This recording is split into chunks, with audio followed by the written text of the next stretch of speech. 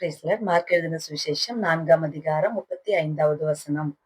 அந்த சாயங்காலத்தில் அவர் அவர்களை நோக்கி, அக்கரைக்கு போவோம் வாருங்கள் என்றார். இங்கு சீஷர்களை பார்த்து இயேசு சொன்னார், அக்கரைக்கு போவோம் வாருங்கள் என்று. அதே மார்க் எழுதின சுவிசேஷம் 5ஆம் அதிகாரம் 1வது வசனத்திலே வாசிக்கிறோம். அவர்கள் அக்கரைக்கு போய் சேர்ந்தார்கள். ஆண்டவருடைய வார்த்தைக்கும் அதை பெற்றுக்கொள்வதற்கும் சுதந்திரிக்கிறதற்கும் நடுவில் சில போராட்டங்களை அவர்கள் சந்தித்தார்கள். அவர்களுக்கு விரோதமாக பலத்த காற்று கொந்தளிப்பு, கடல் கொந்தளிப்பு, அப்படிப்பட்ட சூழ்நிலை. அதாவது அவர்கள் போன படகு மூழ்கி போகத்தக்க அளவுக்கு போராட்டம் வந்தது. அந்த அலைகள் அந்த படகின் மேல் மோதி அடித்தது. ஆனால் அதே இடத்தில் ஆண்டவராகிய இயேசு அவர்களோடு கூட இருந்தபடியால் எழுந்து காற்றையும் கடலையும் அதட்டினார். ஒரு மிகுந்த அமைதல் உண்டாயிற்று.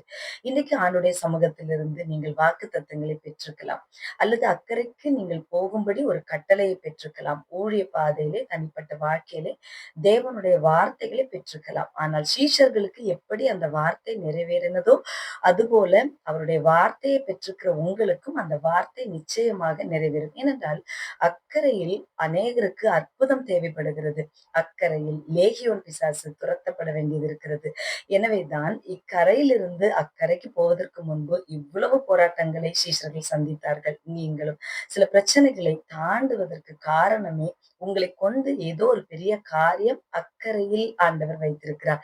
இந்த வசனத்தை கேட்கிற உங்க வாழ்க்கையில் எவ்வளவு பிரச்சனைகளும் போராட்டங்களும் அலைகளும் உங்கள் மேல் மோதி அடித்தாலும் உங்களை கரை சேர்க்கிற ஆண்டவர் உங்கள் படகில் இருக்கிறார், வாழ்க்கையில் இருக்கிறார், உங்கள் ஊழியத்தில் இருக்கிறார். அழைத்தவர் அக்கறைக்கு உங்களை கொண்டு போய் சேர்ப்பார்.